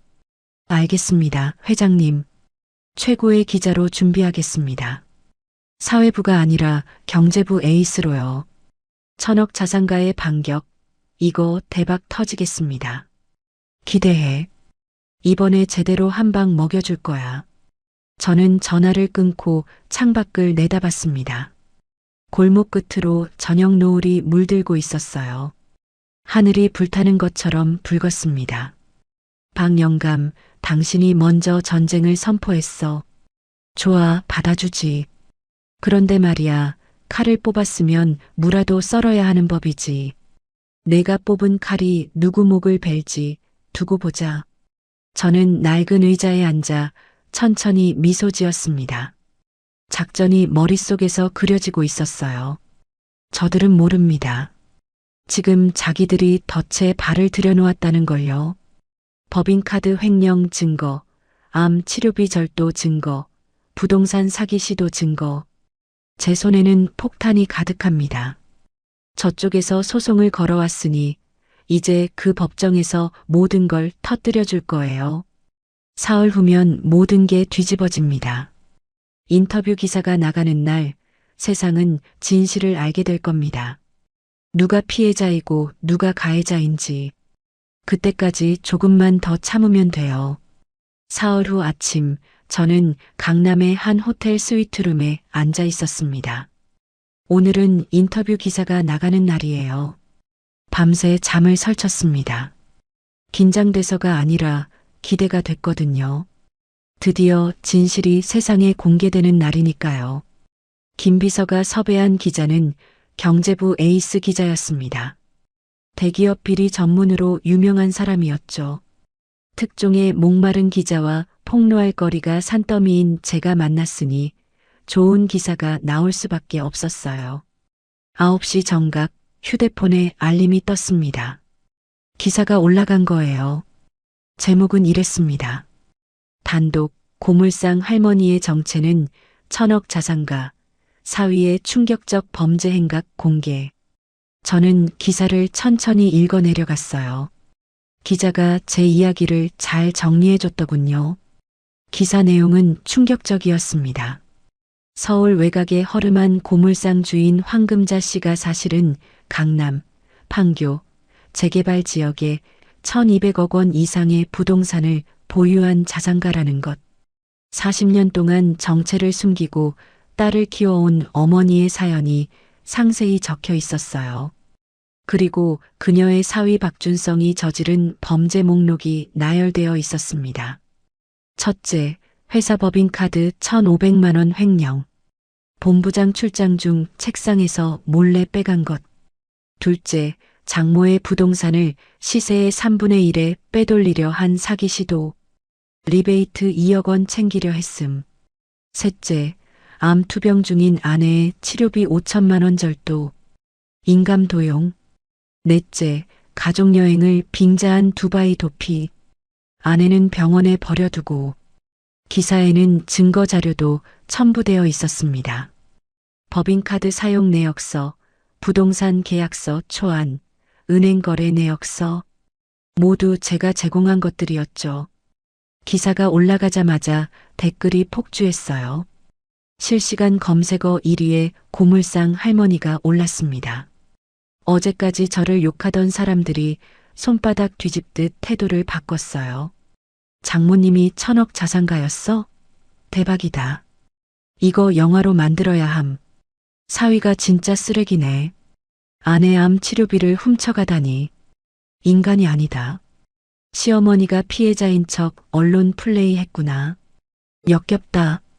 사과해라. 사막에 버린 거 잘했다. 나 같으면 데리러 안 갔어. 거기서 삭히지. 할머니 멋있다. 진짜 통쾌하네. 시원하다. 저는 댓글을 읽으며 쓴웃음을 지었습니다. 여론이란 게 이렇게 쉽게 바뀌는 거예요. 어제의 악당이 오늘의 영웅이 되고 어제의 피해자가 오늘의 가해자가 됩니다. 사람들은 진실을 원하는 게 아니에요. 그저 자극적인 이야기를 원할 뿐이죠. 10시쯤 되자 방송국에서 연락이 왔어요. 시사 프로그램에서 인터뷰 요청이 들어온 거죠. 생방송으로 출연해달라고 했습니다. 저는 수락했어요. 이왕 시작한 거 끝까지 밀어붙여야죠. 숨길 것도 없고 부끄러울 것도 없으니까요. 오후 2시 방송국 스튜디오에 도착했습니다. 저는 검은색 정장에 진주 브로치를 달고 나갔어요. 고물상 할머니가 아닌 1,000억 자산가 황금자로서요. 메이크업 아티스트가 화장을 고쳐주고 스타일리스트가 옷매무새를 다듬어줬습니다. 거울에 비친 제 모습이 낯설었어요. 하지만 불쾌하지 않았습니다. 이게 진짜 저니까요. 카메라 앞에 앉으니 조명이 눈부셨습니다. 진행자가 물었어요. 황 회장님, 왜 그동안 정체를 숨기고 사셨나요? 저는 카메라를 똑바로 바라보며 대답했어요. 딸을 위해서였습니다. 돈 때문에 사람이 변하는 걸 너무 많이 봤거든요. 딸이 돈이 아닌 진심으로 사랑받길 바랐어요. 하지만 결과적으로 제 딸은 돈을 노린 사람에게 속았습니다. 진행자가 이어서 물었어요. 사위분이 저지른 일에 대해 어떻게 생각하세요? 저는 잠시 숨을 고르고 말했습니다. 분노합니다. 하지만 더 큰 건 슬픔이에요. 제 딸이 암 수술을 받고 회복하는 동안 남편이라는 사람은 아내의 치료비를 훔쳐서 호화 여행을 갔어요. 그게 남편입니까? 그게 가족입니까? 제 눈가에 눈물이 맺혔습니다. 연기가 아니었어요. 진심이었죠. 딸 생각을 하니 가슴이 미어졌습니다. 방송이 나간 후 반응은 폭발적이었습니다. 시청률이 동시간대 1위를 찍었고 온라인에서는 제 인터뷰 영상이 퍼져나갔어요. 상황은 완전히 뒤집어졌습니다. 박영감 측에서 걸어온 소송들이 흔들리기 시작했어요. 여론이 완전히 저희 편으로 돌아섰거든요. 법원도 여론을 완전히 무시할 수는 없는 법이죠. 저녁 6시 김 비서에게서 긴급 보고가 왔습니다. 회장님, 박영감 측 변호사가 연락해 왔습니다. 합의를 원한다고 합니다. 저는 코웃음을 쳤어요. 합의? 며칠 전에 2억 들고 오라던 사람들이? 네. 이번엔 조건 없이 이혼 소송 취하하고 해고, 무효 소송도 철회하겠다고 합니다. 박준성 씨 형사 처벌만 안 받게 해달라고요. 대신 형사 고소만 취하해달라고 합니다. 저는 창밖을 바라봤습니다. 해가 지고 있었어요. 노을빛이 유리창에 반사되어 방 안을 붉게 물들였습니다. 며칠 전만 해도 2억 내놓으라던 사람들이 이제는 고개를 숙이고 있군요. 거절해. 네. 거절하라고. 내가 왜 합의해야 해? 저쪽에서 먼저 칼을 뽑았잖아. 살인 미순이 뭐니 하면서 겁주려 했고 언론에 기사까지 뿌렸어. 이제 와서 칼 집어넣자고? 안 돼. 끝까지 간다. 저는 단호하게 말했습니다. 그날 밤 또 다른 폭탄이 터졌어요. 김 비서가 조사한 박영감의 재산 내역에서 문제가 발견된 겁니다. 회장님, 박영감이 정미소 땅을 판 돈으로 아들 학자금과 결혼 자금을 댔는데요. 그 땅을 살 때 탈세를 한 정황이 있습니다. 30년 전 거래인데 이중 계약서를 썼더라고요. 실거래가보다 훨씬 낮게 신고해서 세금을 탈루한 거예요. 탈루한 세금이 당시 기준으로 5천만 원이 넘고 가산세까지 붙으면 지금은 2억 원이 넘을 겁니다. 저는 눈이 번쩍 떠졌습니다. 2억 원이라니. 공교롭게도 박영감이 합의금으로 요구했던 금액과 같았어요. 증거는 확보했습니다. 당시 부동산 중개업소 장부와 실제 계약서, 사본이 남아 있었어요. 중개사 아들이 아버지 유품 정리하다가 찾은 거라고 합니다. 저는 천천히 고개를 끄덕였습니다. 이거면 됩니다. 박영감이 아들 감싸려고 발버둥 치는데 정작 본인 뒤통수에 칼이 꽂혀 있었던 거예요. 그 자료 국세청에 넘겨. 알겠습니다. 다음 날 아침 준성이에게서 전화가 왔습니다. 제 딸 지은이의 휴대폰으로요. 아직 이혼 전이니까 남편 번호로 뜨는 거겠죠. 저는 지은이 대신 받았어요. 여보세요? 전화기 너머로 준성이의 떨리는 목소리가 들렸습니다. 울먹이는 것 같았어요. 장모님이세요? 저 준성이에요. 제발 합의해 주세요. 아버지가 세무조사 받게 생겼어요. 국세청에서 연락 왔대요. 제발요, 장모님. 저는 차갑게 대답했습니다. 세무조사? 탈세했으면 세금 내야지. 그게 법이야. 나라에 낼 돈을 안 냈으니 당연한 거지. 장모님, 저 잘못했어요. 진짜 잘못했어요.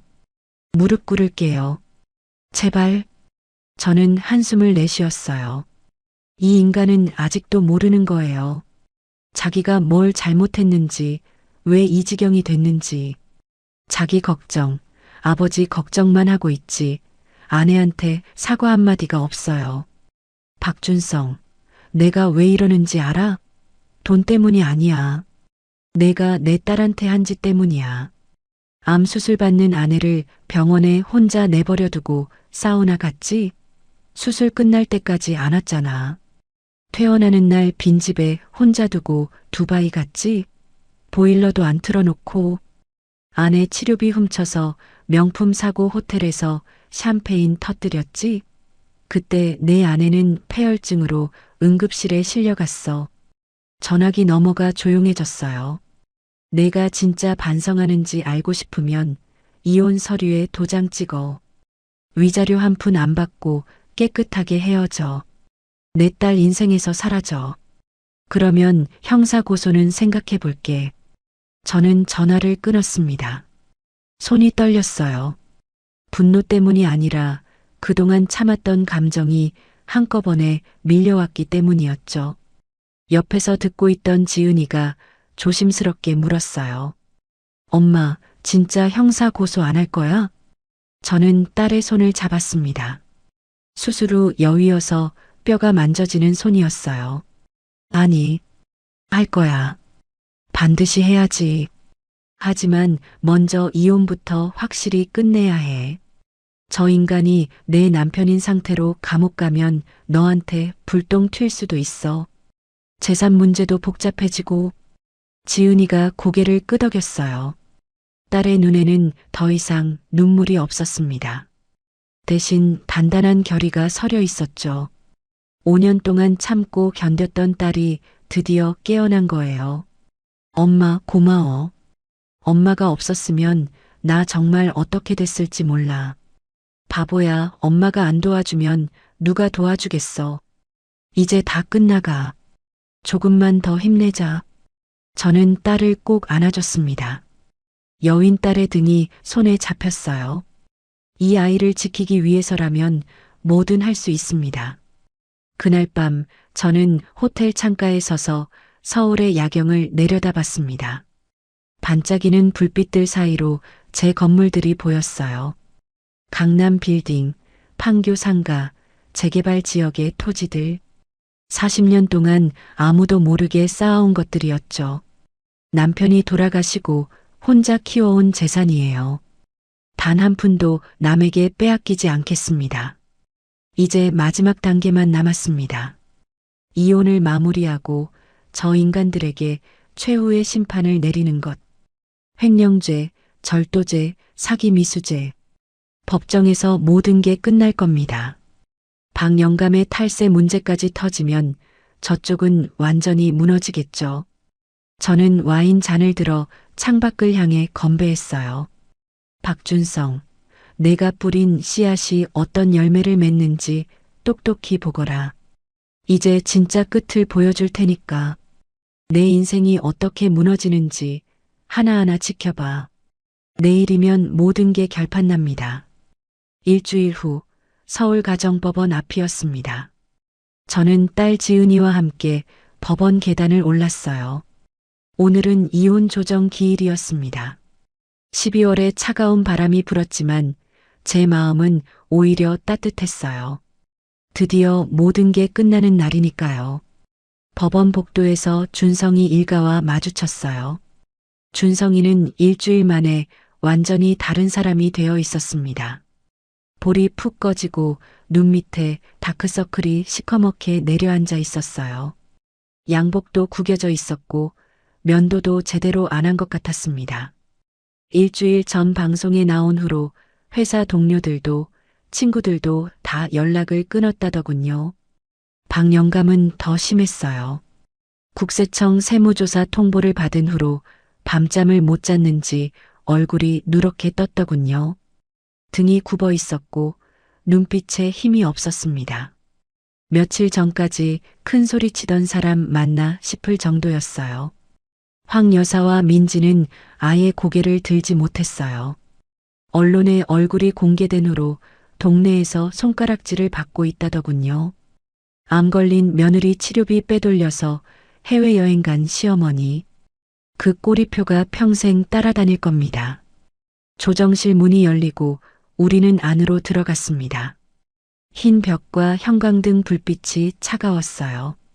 조정위원이 양측을 번갈아 보며 말했습니다.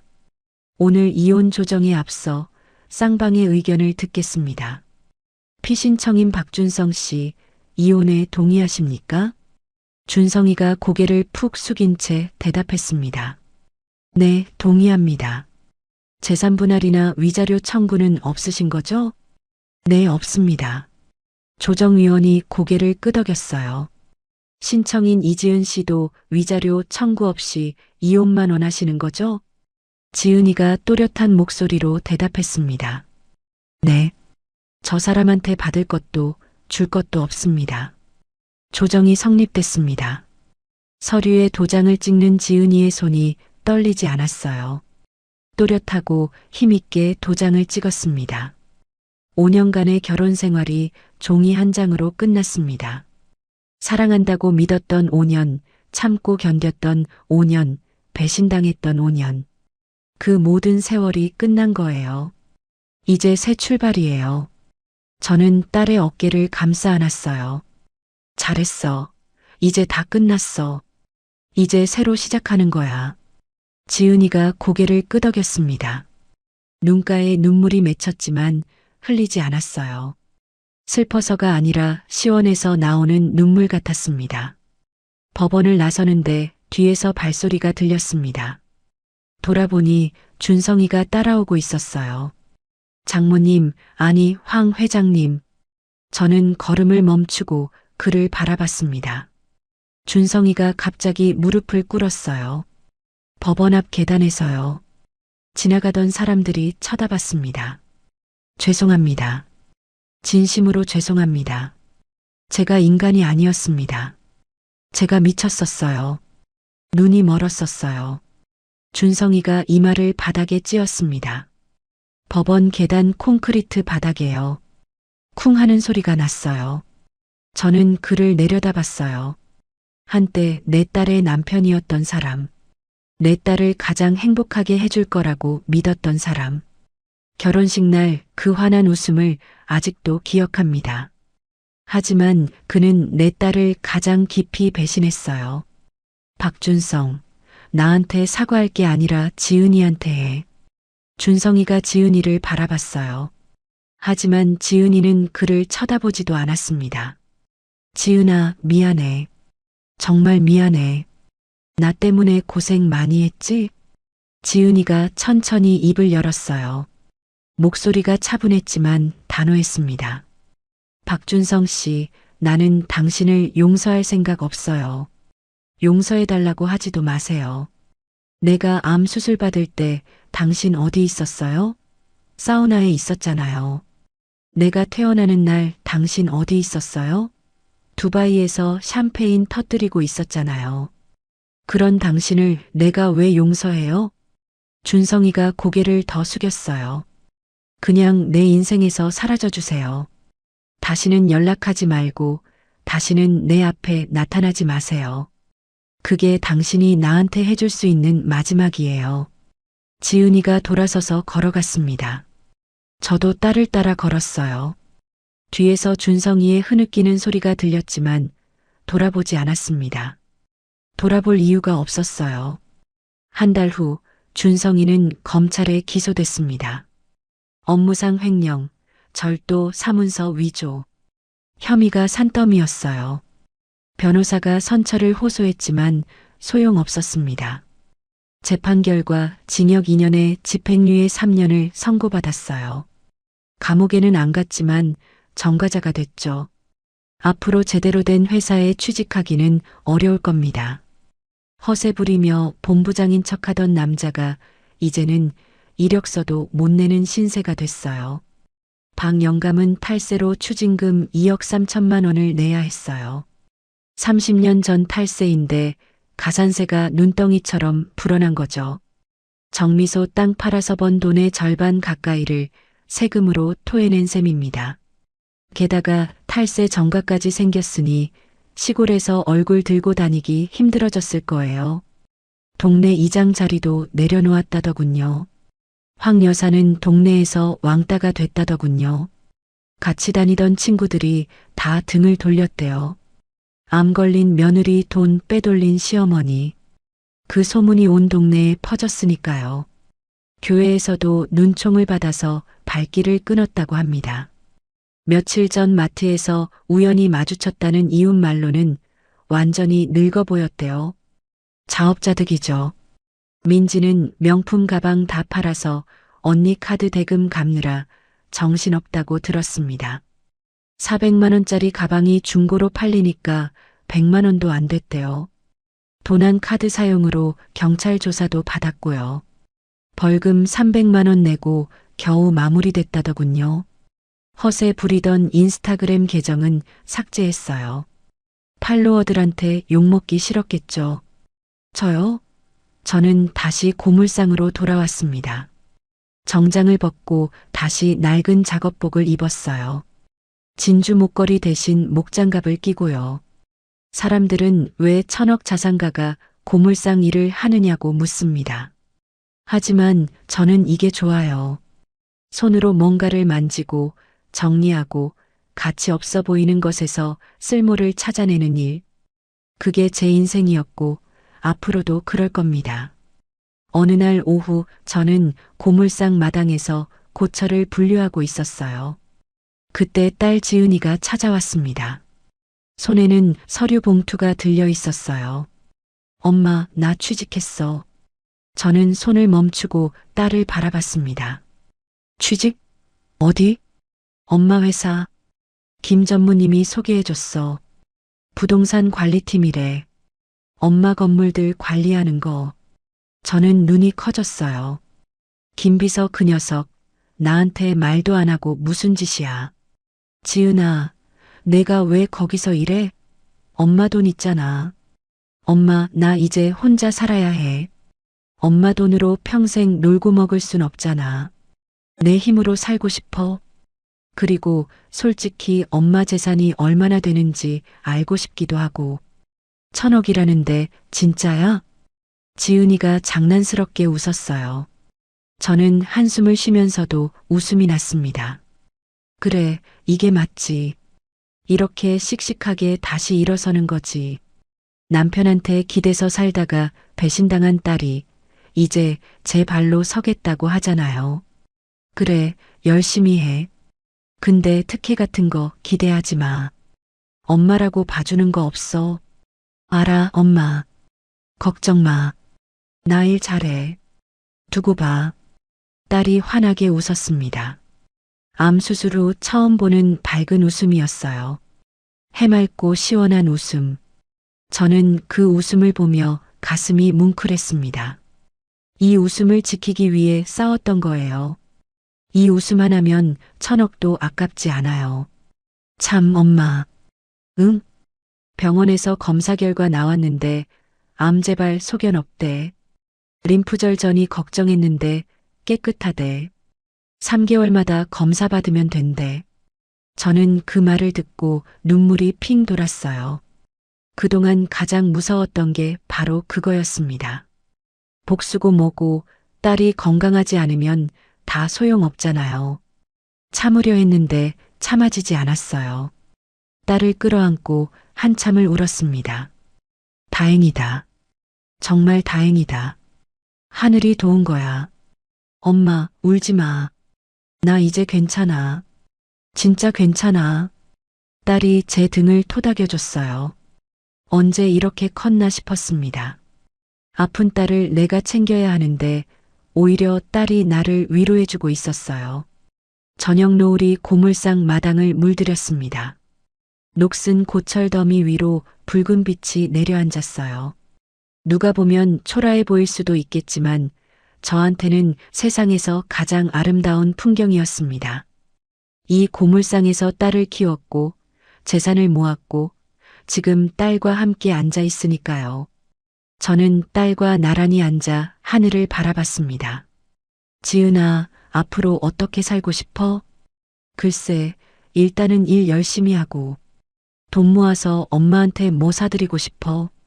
그리고 언젠가 좋은 사람 만나면 다시 결혼도 하고 싶고 이번엔 사람 제대로 보고 엄마처럼 강하게 살고 싶어. 혼자서도 씩씩하게. 저는 딸의 손을 꼭 잡았어요. 손이 따뜻했습니다. 넌 이미 강해. 엄마보다 더. 암도 이기고 배신도 이기고 내가 자랑스러워. 딸이 제 어깨에 기대왔습니다. 따스한 체온이 느껴졌어요. 향긋한 샴푸 냄새가 났습니다. 내 딸, 내 보물. 저는 하늘을 올려다봤습니다. 별이 하나둘 떠오르고 있었어요. 70평생을 살면서 이렇게 마음 편한 적이 없었습니다. 재산이 1,000억이 있어도 행복하지 않았어요. 남편이 일찍 떠나고 딸이 아프고 사위가 배신하고 걱정과 분노로 점철된 나날이었죠. 하지만 지금 딸과 함께 녹슨 고철 위에 앉아 있는 이 순간이 제 인생에서 가장 행복했습니다. 복수는 끝났습니다. 뿌린 대로 거둔 거예요. 나쁜 짓 한 사람들은 벌을 받았고 우리는 다시 일어섰습니다. 하지만 우리의 삶은 이제 시작이에요. 새로운 시작. 딸과 함께하는 새로운 인생. 저는 딸을 꼭 안으며 속으로 중얼거렸습니다. 이제 됐어. 이제 진짜 됐어. 고생 많았다, 금자야. 그리고 진심으로 고맙다, 내 딸 지은아. 오늘의 사연 어떠셨나요? 사연이 마음에 닿았다면 더 좋은 사연으로 찾아뵐 수 있도록 구독과 좋아요를 눌러주세요. 그리고 사연의 주인공을 위한 따뜻한 말씀도 댓글로 부탁드립니다. 여러분의 오늘을 응원합니다. 인생 소풍이었습니다.